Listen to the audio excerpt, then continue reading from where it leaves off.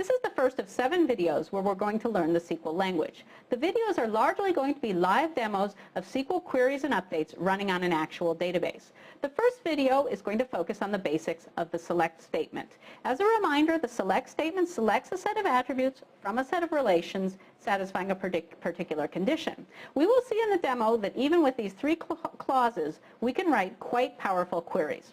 All of the 7 demos are going to be using the simple college admissions database that we learned about in the relational algebra videos. As a reminder, we have 3 relations. We have the college relation. The college relation contains information about the name of colleges, the state, and the enrollment of those colleges.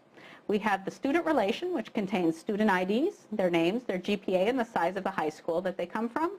And finally, the application information that tells us that a particular student applied to a particular college for a particular major, and there was a decision of that application. Now, as a reminder, in the relational model, when we underline attributes, that means we're designating a key for the relation.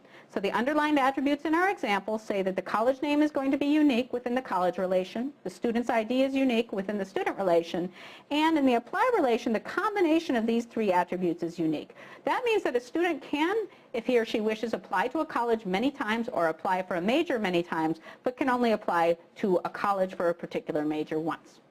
Let's turn to the demo. Let's start by looking at the actual data that we're going to be querying over. We have a set of 4 colleges, Stanford, Berkeley, MIT, and Cornell. We have a bunch of students, and a reminder, each student has an ID, a name, a GPA, and a size of high school. And finally, we have a set of application records where a student with a particular ID applies to a college for a particular major, and there's a yes or no decision on that application. So let's go to our first SQL query. This query is going to find the ID, name, and GPA of students whose GPA is greater than 3.6. So very simple. It's the basic select from where structure. The from gives our table name, the where gives our filtering condition, and the select tells us what we want to get out of the query. We'll execute that query, and we will find here all of our students with a GPA greater than 3.6. Now, it's not necessary to include the GPA in the result of the query, even if we filter on the GPA. So I could just take GPA away from the select clause, run the query again, and now we see the same result, but without the GPA. Okay, let's go to our second query. Our second query is going to combine 2 relations. In this query, we're going to find the names of students and the majors for which they've applied. So now we're involving both the student table and the apply table.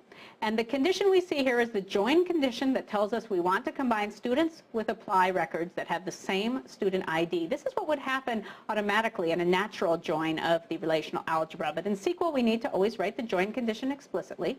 And finally, we get the student name and the major. And if we execute the query, we get, expectedly, a bunch of students and the majors that they've applied for. Now, we do notice here that we have several duplicate values. We have 2 copies of Amy applying to CS and 2 copies of Craig applying to bioengineering. As we discussed in the relational algebra video, in relational algebra, which underlies SQL, it's by default a set model. We don't have duplicates. But in the SQL language, we do have duplicates. It's based on a multi-set model. If we don't like the duplicates in our results, SQL provides us a convenient way to get rid of them. We simply add the keyword distinct to our query. After the word select, we execute, and now we get the same result, but with the duplicate values eliminated. Our next query is going to be a little more complicated. It's going to find the names and GPAs of students whose size high school is less than 1,000. They've applied to CS at Stanford, and we're going to get the decision associated with that. So again, we have 2 relations, 2 tables involved, the student and the apply. We have the join condition, making sure we're talking about the same student in the student and apply tuples. Very important to remember that one. We're going to filter the result based on size high school, major, and the college to which they're applying. So let's run this query, and we will see the result that we have 2 students who have applied to CS at Stanford from a small high school. Our next query is again a join of 2 relations. This time we're going to find all large campuses that have someone applying to that campus in CS. So this time we're going to join the college table and the apply table. And again, we need to be careful to make sure we only join tuples that are talking about the same college. So we have college.cname equals apply.cname. We have an enrollment that's greater than 20,000 and a major that equals CS. Let's run this query. Oops, we got an error.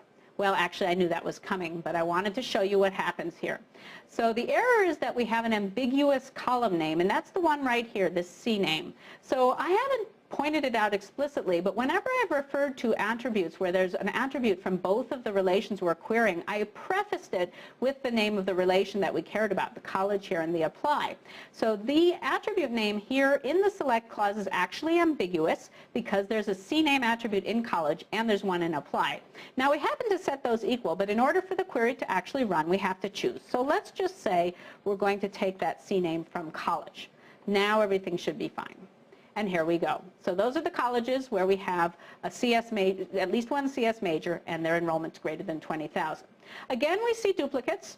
So if we don't like the 2 copies of Berkeley, we simply add distinct, and we run the query again, and now we have Berkeley and Cornell. Now let's do a query with a bigger result. This time we're finally going to join all 3 of our relations, student, college, and apply, and we're going to apply the join conditions that ensure that we're talking about the same student and the same college. And then from the result of that big cross product, that big join, we're going to get the student ID, their name, their GPA, the college that they're applying to, and the enrollment of that college. So just a whole bunch of information associated with the student's applications. And we execute this, and here we get the result with all the attributes that we asked for. Now, one thing I haven't mentioned yet is the order of the results that we get when we run SQL queries. So SQL is, at its heart, an unordered model. That means that we can get the results of our queries in any order. And in fact, we could run a query today and get our results in a particular order, and then run the query tomorrow and get a different order. And that's permitted with the specification of SQL on relational databases. If we care about the order of a result, SQL provides a clause that we can use to ask for our result to be sorted by a particular attribute or set of attributes.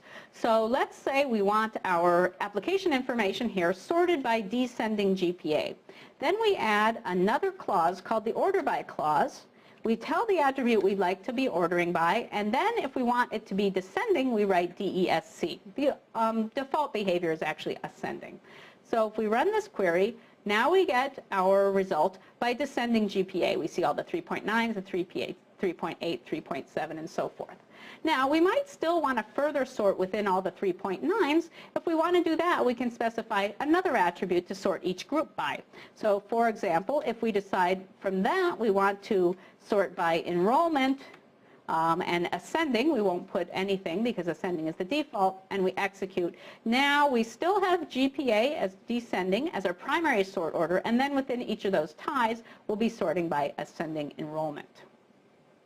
This query introduces the like predicate. Like is a built-in operator in SQL that allows us to do simple string matching on attribute values. Let's suppose, for example, that we wanted to find all students who were applying for a major that had to do with bio. Instead of listing all the biology majors, we can simply pattern match the major against this special string here, which says match any major where there's some set of characters followed by BIO, followed by some set of characters. We execute the query, and we'll find the students who have applied for various bio-type majors. Now, I want to introduce another construct. I'm going to use the same query to do it, which is the construct select star. So far, we've always listed explicitly the attributes that we want to get in the result of a query. But if we simply want to get all attributes, then we can just write select star. And when we do that, we don't project away any attributes, but we get all the attributes in the result of the from and where expression. While we're at it, let's do a gigantic query. We'll just do the cross product of student and college without any combination, and we'll do select star to get all the attributes out. So here goes, and you can see we get all the attributes and we get a whole lot of tuples as well. Our last query is going to demonstrate the ability to use arithmetic within SQL clauses. So we see here a query that selects all the information from the student relation, but adds to it a scaled GPA, where we're going to boost a student's GPA if they're from a big high school and reduce it if they're from a small one. Specifically, we'll take their GPA, multiply it by the size high school divided by 1,000. So let's run this query, and you can see that we have the whole student table here with the additional column that has scaled their GPA based on the size of their high school.